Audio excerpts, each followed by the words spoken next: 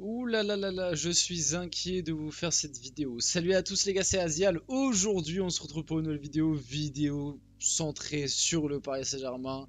Il y aurait des inquiétudes, il y aurait de la frustration autour du vestiaire du PSG, autour de certains joueurs du PSG par rapport à Luis Enrique. C'est une info qui est sortie, donc on va en parler.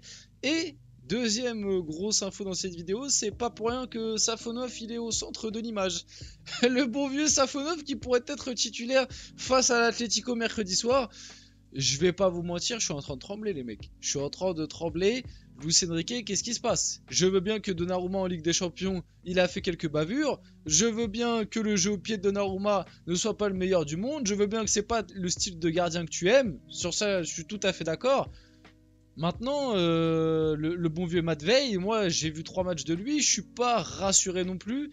Il me paraît pas très académique, si je dois vous dire la vérité, mais bref, on va parler de tout ça dans cette vidéo, beaucoup de choses à dire sur le PSG. Prenez ça un petit peu comme limite une vidéo un peu preview du match face à l'Atlético, même si on va parler d'actu un peu plus global autour du Paris Saint-Germain. Bien évidemment, avant que la vidéo commence, n'hésitez pas à la liker, à commenter, à partager, à vous abonner, ça fait toujours plaisir et ça aide pour le développement de la chaîne, et nous, on va pouvoir y aller dès maintenant. Donc, l'actu principale quand même, ce serait la frustration d'Ousmane Dembélé concernant les choix de Luis Enrique, qui a démarré en début de saison quand le technicien espagnol a choisi Vitinha comme tireur de penalty. Ça, c'est vrai que c'est un truc, le penalty gate côté PSG, on n'en a pas beaucoup parlé entre guillemets parce que pour l'instant, on a la chance de pas avoir eu beaucoup de penalty, mais c'est bel et bien Vitinha qui est tireur de penalty. Pour l'instant, je crois on a eu qu'un penalty, c'était face au Havre et ça l'a laissé à Colomoni pour la confiance.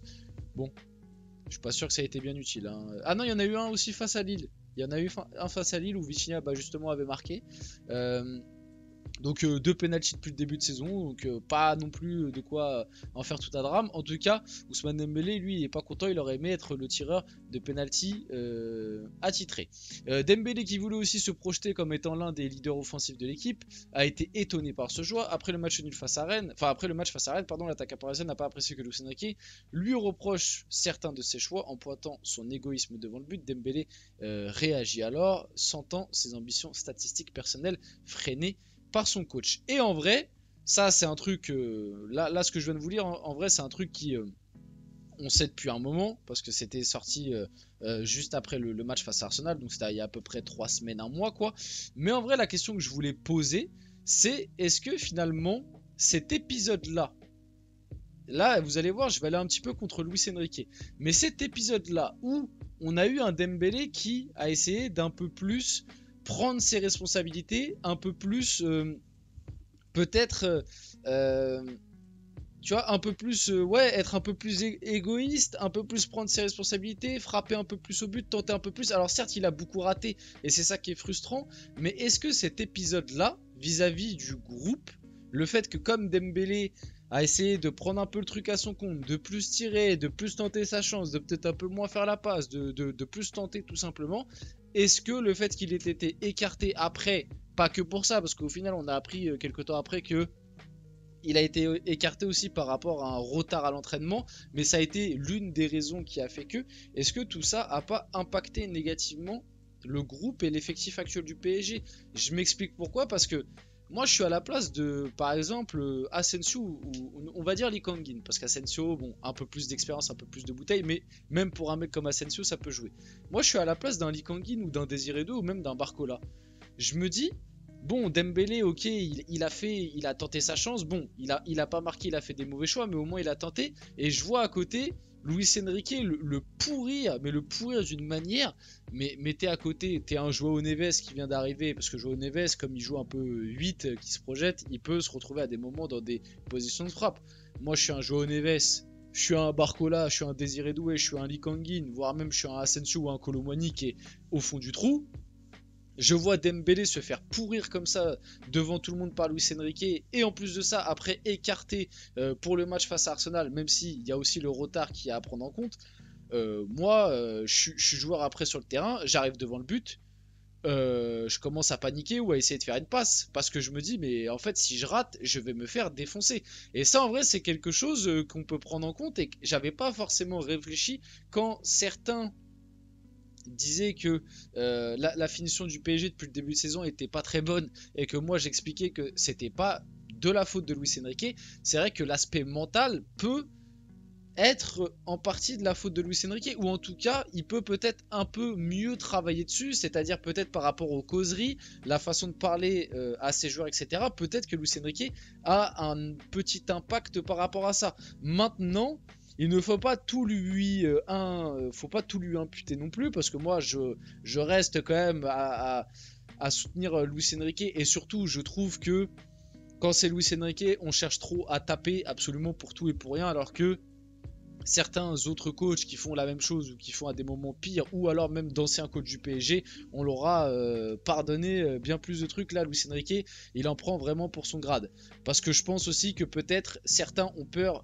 que ça réussisse. Moi je vous dis la vérité, je pense que Luis Enrique, pourquoi il est autant critiqué par beaucoup de gens, parce que de 1, il n'est pas très sympa avec la presse, ça c'est un fait, mais aussi de 2, je pense qu'il y en a beaucoup qui ont peur que le projet de Luis Enrique fonctionne.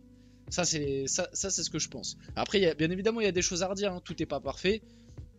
Mais il y a aussi la qualité des joueurs. Et les joueurs ont aussi leur grande part de responsabilité dans les ratés depuis le début de saison. Là, je viens de faire le petit constat par rapport à Luis Enrique. Peut-être que ce qui s'est passé avec Dembélé, la frustration, le fait qu'il le pourrisse un peu, ça a pu impacter un peu négativement le vestiaire. Maintenant, faut aussi que les joueurs se réveillent et ouais, commencent à retrouver confiance, à marquer devant le but. Mais Luis Enrique peut peut-être aussi aider un peu par rapport à ça, dans ses discours, dans ses causeries, peut-être être un peu plus tolérant, même si de base, la déclaration qu'il a eue là sur Dembélé, il n'y a pas tout à jeter, parce que c'est vrai que Dembélé, avant justement qu'il se fasse écarter face à Arsenal, même nous on s'arrachait un peu les cheveux dans ses choix, le fait qu'il forçait les frappes, parce que ça en devenait trop et abusé, et ouais, ça faisait le mec un peu égoïste, et en plus de ça il ratait. Tu vois, l'action face à Gérone, maintenant ça commence à dater, donc on l'a oublié, mais ils partent en 2 contre 1, lui et Barcola, face à face contre le gardien de Gérone. Plutôt que de faire la passe, il continue tout droit, il avance, je sais pas ce qu'il veut faire, il avance jusqu'au gardien plutôt que de décaler Barcola quand il y a le but vide, et au final il se fait reprendre par le défenseur de Gérone. Tu vois, c'est ce style de trucs là qui sont vraiment très très embêtants au PSG. Mais bref, on passe un peu à la suite. Donc Luis Enrique avait aussi déclaré ça sur Dembélé. Lorsqu'un joueur ne correspond pas aux obligations, il est à l'écart, mais quand il y répond, il est prêt. Et ça aussi, tu vois, peut-être que certains joueurs se disent: ah, il faut que je sois prêt, il faut pas que Luis Enrique estime que je suis à l'écart, donc je vais peut-être un peu moins tenter ma chance. Mais en contrepartie, quand même, il faut que les joueurs aient un peu plus de personnalité sur ça, quoi. Je suis dur quand il faut être dur et plus permissif que quand je peux l'être, pardon. C'est mon rôle.